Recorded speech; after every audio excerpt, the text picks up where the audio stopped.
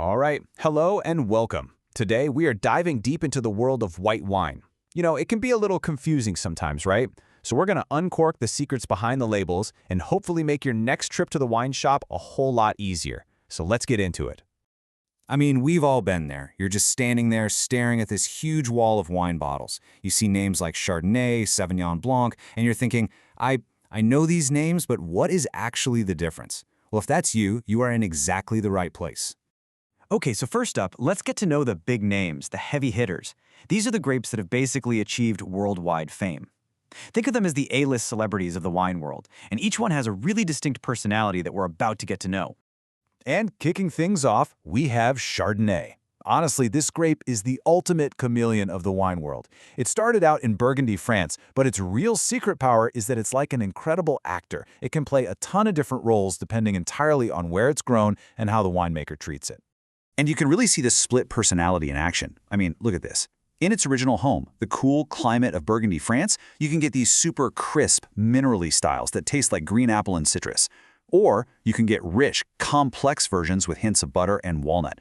But then you hop on a plane over to a warmer spot like Australia, and that exact same grape starts tasting like ripe tropical fruits with this big, creamy texture.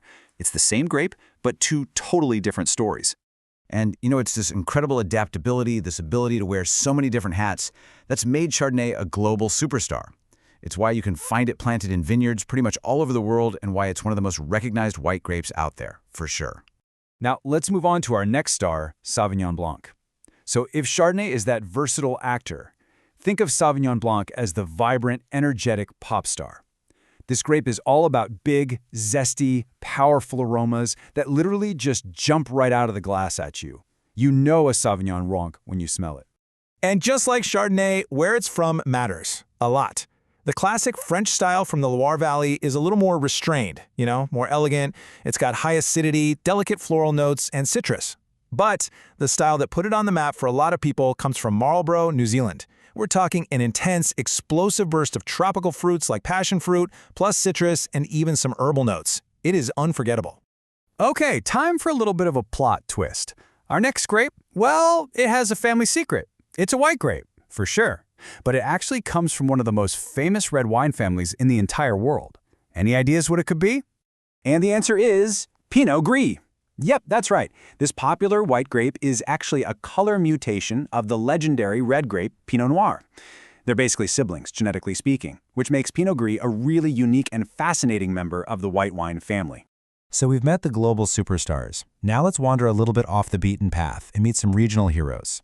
These are the grapes that are just so deeply connected to their homelands that give you a true taste of a very specific place. And our first stop is the rainy green coast of northwest Spain to meet Albarino.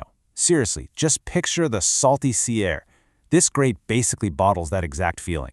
It's crisp, it's refreshing, with these beautiful notes of citrus and apricot. It's no surprise at all that this is the absolute perfect wine to pair with a big plate of fresh seafood. Next, we're going to jet over to the super high-altitude vineyards of Argentina for Torrontés. Now, this one's a little bit of a trickster. When you smell it, you get this huge explosion of flowers, like rose petals and fruity notes. You're absolutely convinced it's going to be sweet. But then you take a sip, and, surprise, it's almost always wonderfully crisp and totally dry. And for our last local legend, we're heading back to Spain for Verdejo.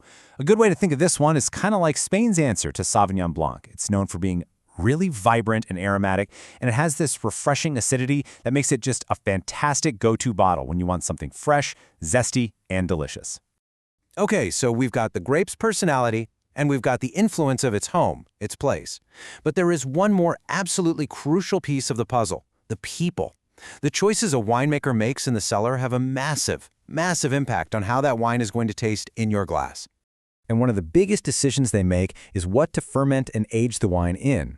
See, if they use a big stainless steel tank, it keeps all the pure, fresh fruit flavors of the grape right at the forefront. The result is a super crisp, clean wine. But if they use an oak barrel instead, well, that adds all these layers of complexity, flavors like vanilla, baking spice, even toast, and it creates a much richer, creamier wine. All right, let's bring this all together. We have met the grapes, we've traveled the world, we've even taken a peek inside the winery. So what are the big things to remember the next time you're standing in that wine aisle? Really, it all boils down to these three things. First, You've got the grape itself. That's the wine's core personality. Then you have the place where it was grown, the soil, the climate, what the French call terroir, that shapes the personality. And finally, you've got the people, the winemaker, who uses their own style and craft to give the wine its final form. It's that magic combination of all three that makes every bottle unique. So now you know. You're no longer lost in the wine aisle. You're an explorer. You've met the main characters, you know the forces that shape them.